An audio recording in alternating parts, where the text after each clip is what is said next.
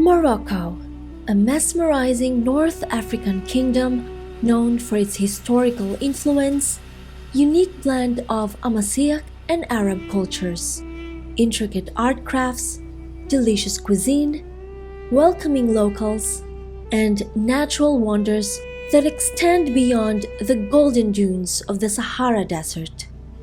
Recently, we spent 17 days exploring some of the best Moroccan destinations. We started our trip in Marrakech, a former imperial capital of Morocco, located in the west side of the high Atlas Mountains. The Red City, with its walled ancient Medina full of souks, palaces, mosques, and many other buildings, is up to this time one of the most vibrant metropolises in the Maghreb. We're Rain and Shano. Subscribe to our channel to join us in our 6-part travel series of Morocco. In this first episode, we will share with you our whole itinerary and travel tips to experience a perfect trip to Marrakech.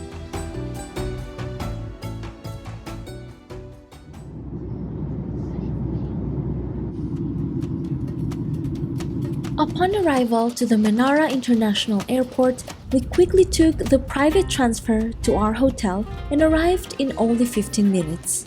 It was late afternoon and we wanted to check in fast to start exploring the city, but you can save some money using a public taxi.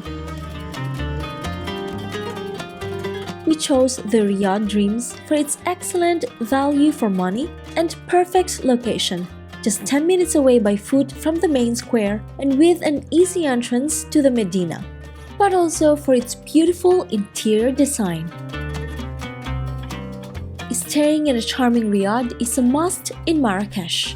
These accommodations are an oasis of peace that you will totally appreciate after spending some intense time in the city streets. In the Riad Dreams, you will also find very friendly staff that will do their best to assist you since the moment that you book your room. After checking in our very nice Riad, we are now ready to explore the bustling city of Marrakech.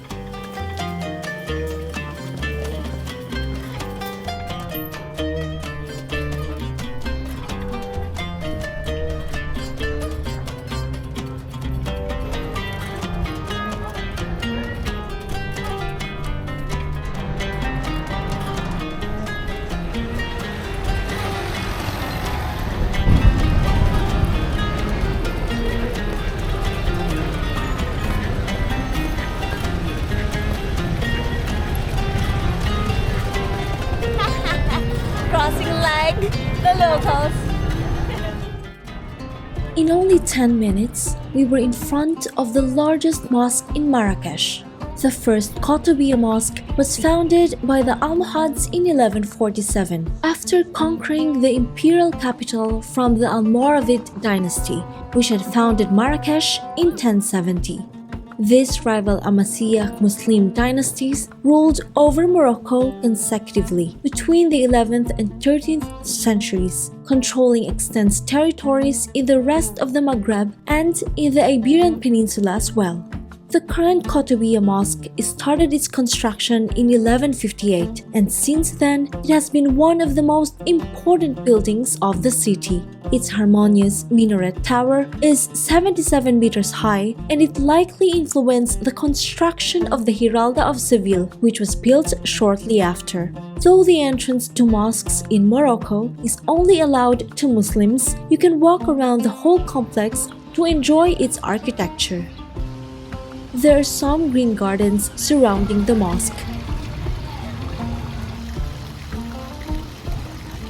Don't miss the Park Lala Hasna and its photogenic fountains.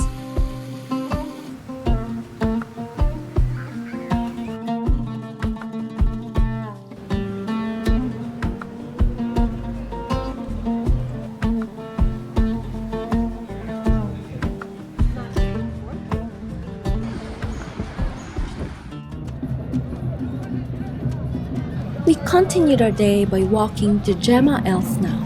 We could say that this is the main square of Marrakech, but this place is something else. It is the bustling heart of the Medina, an open market, a street food space, a performer's sporadic stage, a meeting place where locals and tourists blend at the end of every day. For our first sunset in Marrakech, nothing better than witness the Jemaa el-Fna Square from the top of Le Grand Balcon du Café Glacier. Despite its name, don't expect a fancy service here. Just arrive early enough to get a good seat and order a simple drink. Then enjoy the atmosphere of a place that will transport you to a world that seems part of a tale from the 1001 Nights.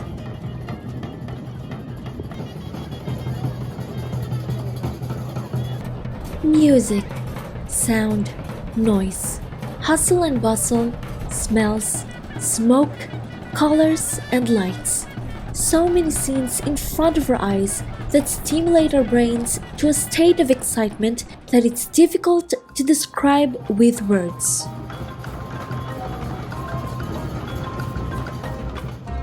Welcome to Marrakech.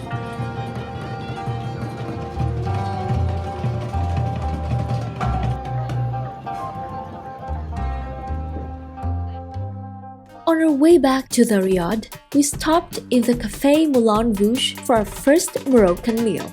This restaurant has a really cool view over the Koutoubia Mosque from its rooftop.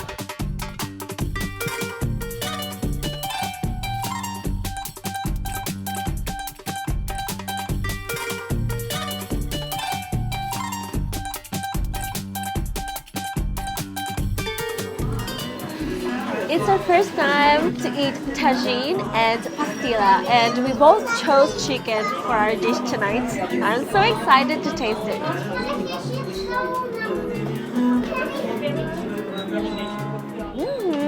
So tasty. And it's just the sauce. We loved the food here, plus it has good value for money, so we returned a few days later after a trip to Essaouira.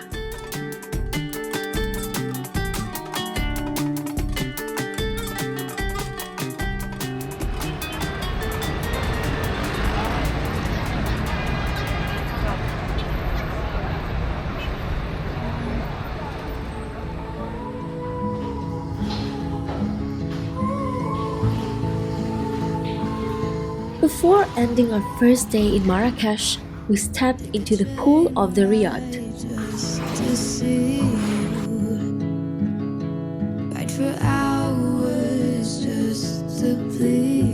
The building seemed so magical at night.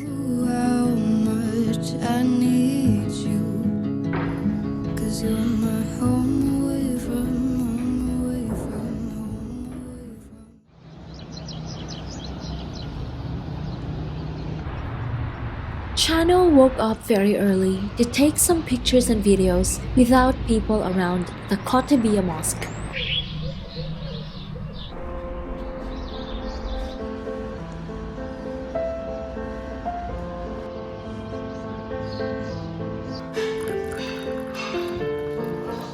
Chano returned just in time for our first Moroccan breakfast at the Riad. We have lots of things to eat for our breakfast, and we're supposed to go in the rooftop, but it's very cloudy, so we just chose to stay in the patio. Hopefully tomorrow the weather will be better.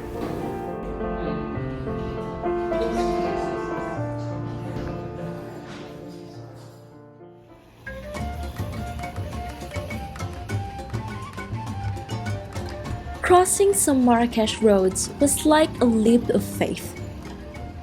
But once you're inside the Souks, you won't have to worry that much. Just keep an eye on the occasional motorbikes that may appear at any moment. Even if you are like us and you don't like shopping that much, the Souks of Marrakech are really a unique ambience that you shouldn't miss. There are a lot of different products on sale in the narrow streets of the Medina.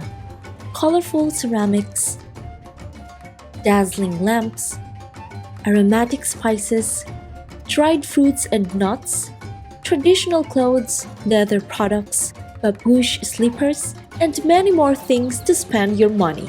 Remember that haggling is expected and that they will start asking you around 4 times the price that a local would pay. Only pay what you feel comfortable and don't feel bad if you cannot reach an agreement for a fair price. The next vendor may be more coherent and you'll probably see what you want a few more times in other stores. Also, bear in mind that many locals don't like to be directly photographed, so always be respectful and ask permission before pointing your camera towards someone. We found that the times when we were interested in buying something, the vendors were actually happy if we filmed them in their store. Don't panic if you get lost in the souks. First, don't accept directions from random strangers that approach you offering their help, or insist that the way is closed, as they are often scammers that will ask you money afterwards.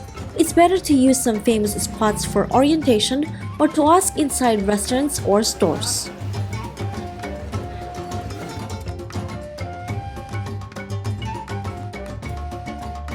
We should have arrived in the madrasa in only 15 minutes from our Riad, but we got lost a couple of times. It took us almost 40 minutes to get here, so don't trust Google Maps all the time.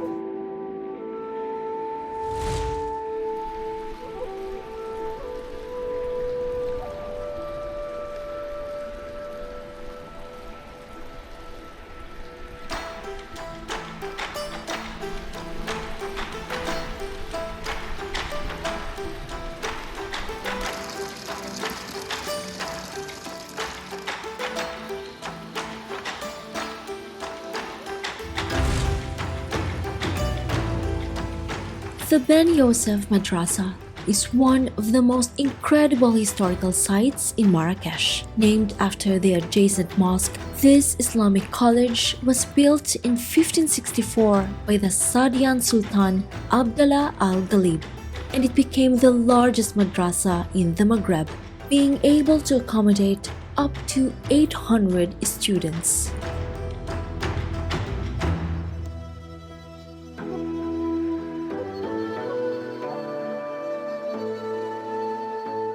This impressive building is often recognized as part of the highest levels of Moroccan art and architecture.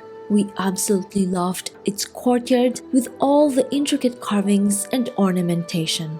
I could barely believe how the Moroccan craftsmen were able to decorate every piece of stucco, wood, and tiles with such a high level of precision and artistic quality. The students' rooms and small courtyards of their dormitories are also open to the visitors. No doubt, this is a monument that can transport us to those past times when knowledge and culture flourished between its walls. We are back in the madrasa in our third day in Marrakech because yesterday there were a lot of people and we were kind of upset, but we cannot blame them because it is such a beautiful and magnificent building. So we decided to come back today, and we came very early because we were afraid that we will be lost again. Yesterday it took us 40 minutes to arrive, but today in less than 10 minutes we have already found the place. And luckily the staff allowed us to enter at 8:30, and then we were happily taking videos and pictures so we can show you the place without the crowd. And then at 9:05 there are like 2 groups of people, and there would be no way that we could have taken that videos and pictures. Take a look. Ta-da! Mission accomplished!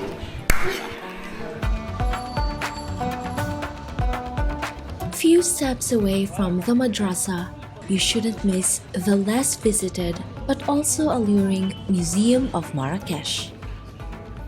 Located in a palace built at the beginning of the 20th century, the building was taken by the state in 1965, and after some years of neglect, it was carefully renovated and transformed into a museum in 1997. The building is an example of the wealthy Moroccan elite palaces built in those years. In the center of its courtyard, A huge chandelier with geometric and arabesque motifs dominates the scene. Once again, the attention to detail of the skillful Moroccan artisans kept us in constant awe.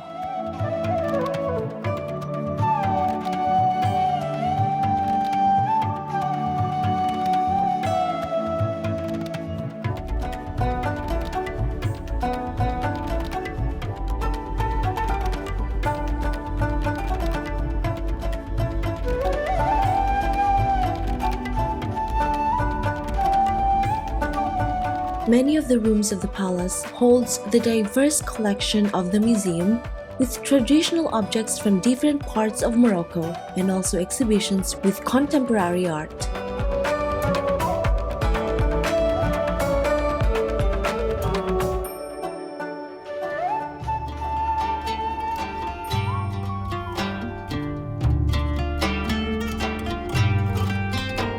In front of the museum, the Almoravid Qubba from the 12th century is one of the oldest monuments in Marrakech and one of the few buildings left from this dynasty. Though we have no time to access this pavilion, once used for ablutions before praying in the nearby Ben Youssef Mosque, there's a nice view of it from the street.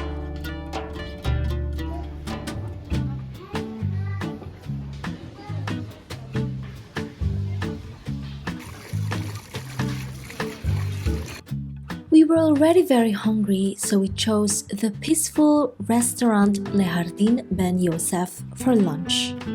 One tip that is so important to know is that when you're waiting for your food, do not rush them because they like to take their time. So you can just enjoy the view, whether it's a garden or rooftop view, just enjoy and chill. And when the food finally arrives, you can enjoy. Bon appetit!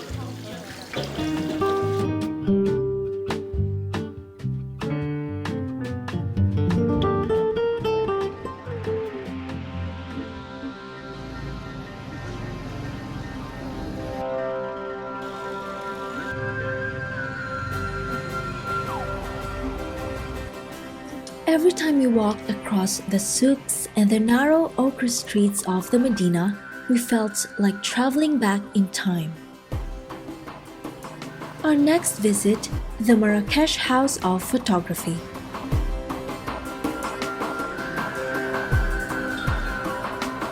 It has an evoking collection of more than 10,000 old pictures taken in Morocco between 1860 and 1960. The museum was opened in 2009 in a renovated fundouk, an old inn for merchants and travelers. Nowadays, it seems that the world and technology are changing too fast, but there were still so many moments in Morocco that transported us to a fascinating past.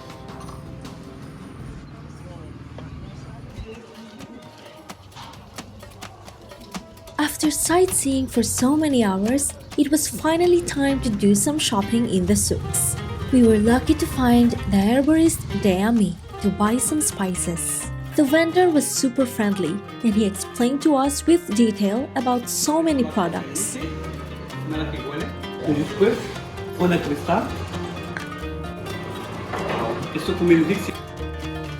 It's hot?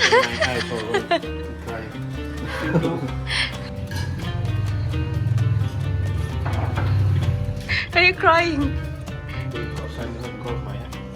The store was featured in a famous Spanish TV travel show that Chano watched years ago and also in a well-known travel book guide.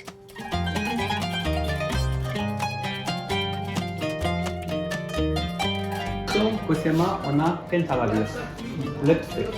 Oh, For like makeup yeah. with water, you rub it. It's natural lipstick. Oh, Yeah, this is mixed with honey and the biscuit. Oh, wow, it's red after.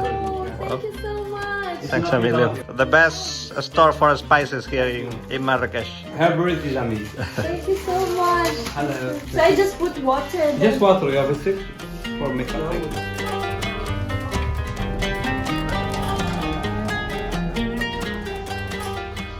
After After our first pleasant shopping experience, we decided to buy also the scarves to cover our heads in the Sahara Desert. We found another kind vendor who explained to us how to wear them. At the end, we paid a little bit more for the scarves to thank him for his time. Don't feel bad if you find something cheaper in another store later on.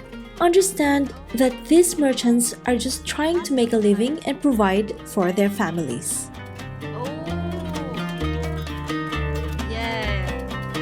Yeah, that's perfect.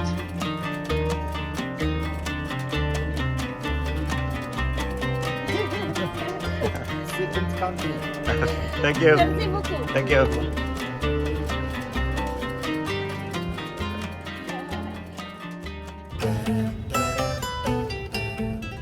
After only one day in Marrakech, this is her estate. After walking for the whole day, we came back to our Riad just to rest for half an hour because I felt tired. The city is very stimulating. There's so many sounds, noise, smell. But don't get me wrong, because it's not that I hate it. I actually love it. It's a different culture for me, and I love observing the authenticity of the city. So now we're heading out again to go to our twilight location. The sky was on fire behind the Koutoubia, and Chano captured some incredible pictures again. Afterwards, we went to a nearby restaurant for dinner.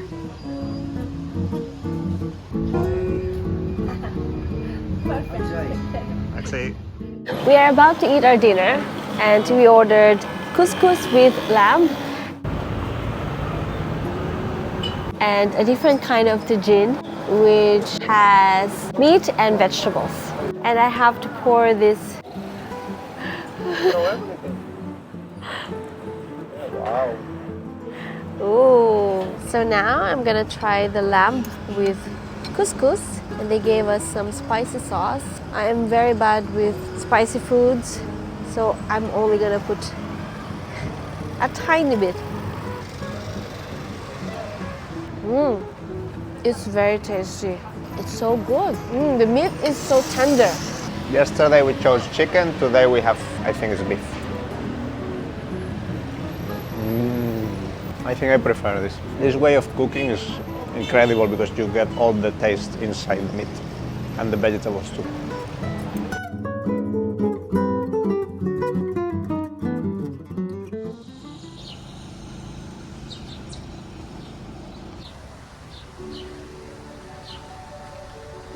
Another sunrise, and Chano went to the Koutoubia again to take advantage of the sunny weather this time.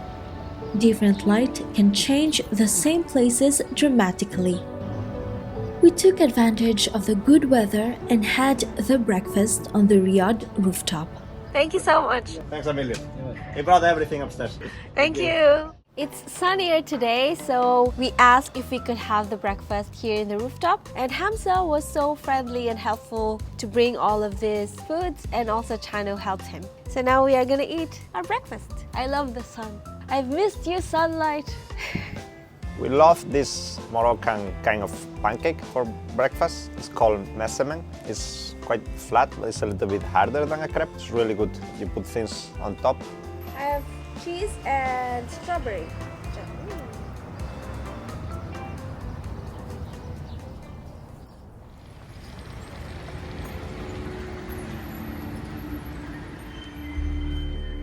After breakfast, we walked for 20 minutes to the Bahia Palace. Its construction started in the 1860s by order of the Grand Vizier C. Musa, and it was completed at the end of the 19th century by his son, who was his successor in office as well.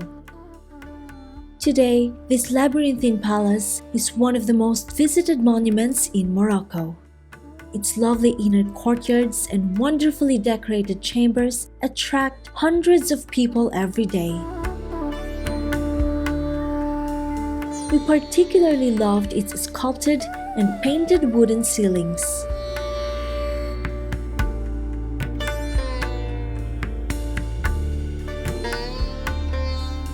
The grand courtyard is one of the most impressive parts of the palace.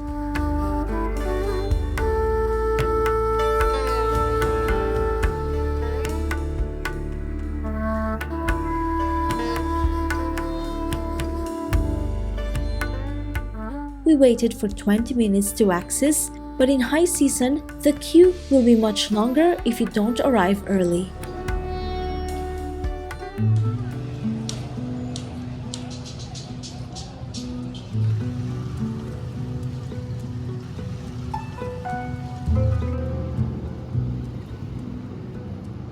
For our next visit, we walked for 5 minutes to the nearby Badi Palace.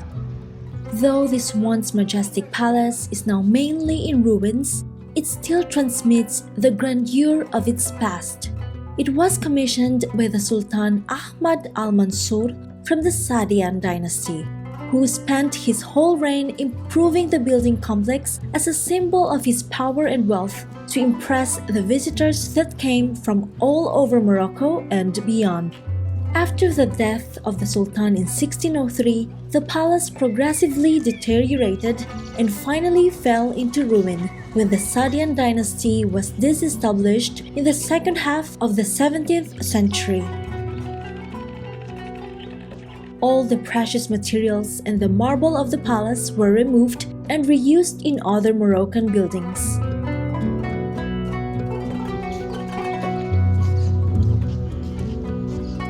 Some exhibitions inside the site showcase interesting reconstructions of its lost full splendor.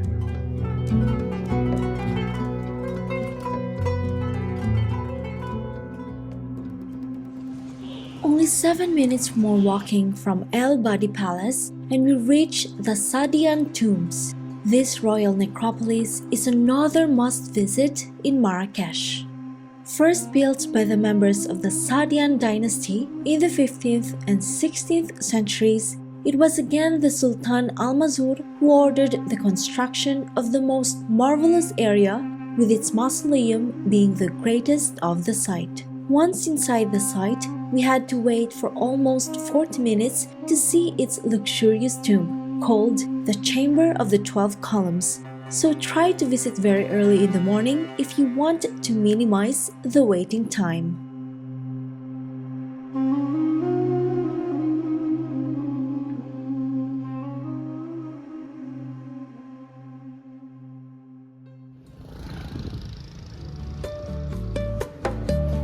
Just few steps away from the Saadian tombs, we chose the Qubba cafe for lunch.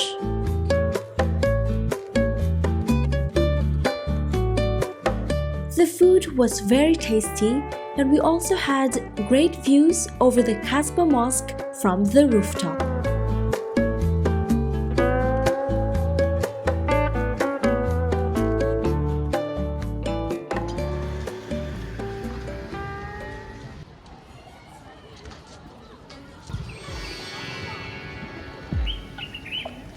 After lunch, it would be a great moment to get a taxi to the famous Jardin Majorelle. Don't forget to book online your tickets well in advance and be in the queue few minutes before your exact entrance slot. Because we had extra time in Marrakech at the end of our Morocco trip, we included this visit on our last day in the country instead. In recent years, social media has contributed to transform the Jardin Majorelle into a very trendy spot in the city. But you can still find moments of peace and serenity in this green lawn.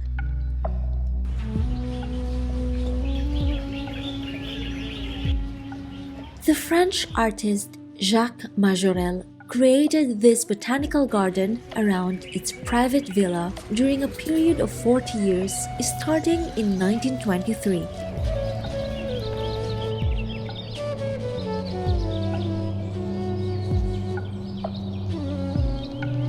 In the 1980s, the fashion designers Yves Saint Laurent and Pierre Verger bought the complex and restored it.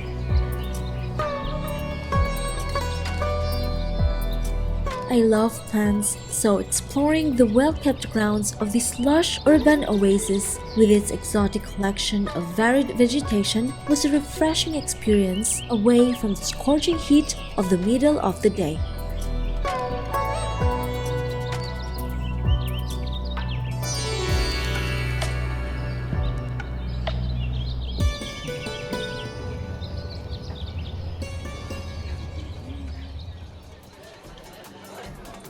Back to our original timeline, we returned to the Souks to complete our Sahara Desert outfits. We were lucky again to meet another friendly vendor. I think it's very beautiful. Zakaria helped us to choose the best sizes and the right materials from its wide collection of dresses that his father has been selling for many years in this family-owned store. Oh, that's the other one you were saying. Yeah, I see this. With that's for the north, isn't it? The winter. Okay. I've seen man wearing it now because it's cold. Yeah. Should be wearing this too.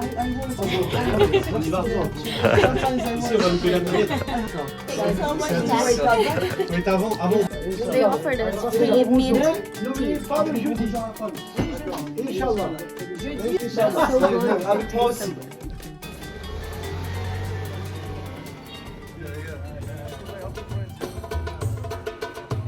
We kept walking through the souks, and when we saw the pastries at the Patisserie Bel Kabir, we couldn't resist it and we bought some. We told the owner to choose the best ones for us.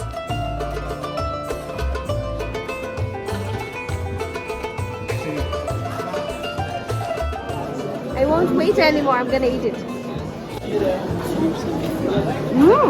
I told him to put the best thing.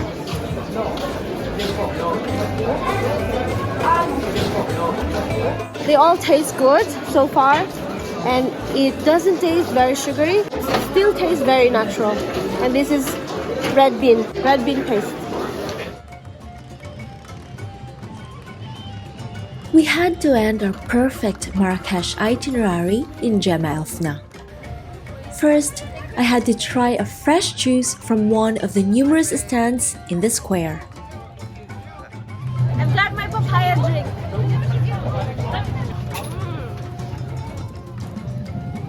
Sunset was approaching, so we tried to get a nice table on top of the Café de France, but it was too crowded. Hence, we tried with the restaurant Aqua, but it was fully booked. Then we remembered about a foodie YouTube vlogger who advised to eat in the stand number 14 in the square. In Chaz Grita, we sat down with the locals and tasted fried fish for a very affordable price. Everything was absolutely delicious, and the atmosphere reminded us of the Asian street markets that we miss so much. We even met a guy from a nearby town who always comes here to eat dinner when he visits Marrakech.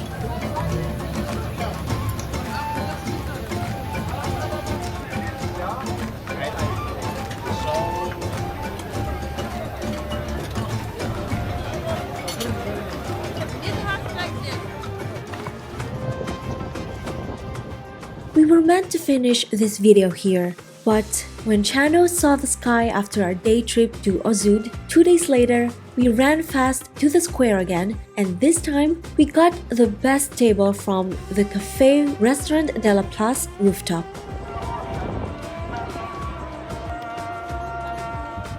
The food was good, though slightly pricier than other places, but being able to witness Jemaa el-Fna one more time under another unforgettable sunset was totally worth it. This is the perfect way to end our last day in Marrakech, spending it in one of the most intense and busiest squares in the whole world. We loved so much and we enjoyed our time in Marrakech, and we can't wait to keep exploring the country of Morocco. See you in our next video.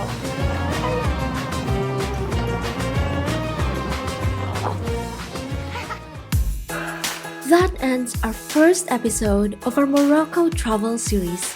I hope you enjoyed this video. Please subscribe to our channel to support us and to follow our adventures. Don't miss our next episodes because we will show you more breathtaking and wonderful places in Morocco. Next stops, Essaouira and Ozoud, two of the best day trips that you can do from Marrakech. Thank you so much for joining us. Please don't forget to like this video. Until next time, keep exploring, rain or shine.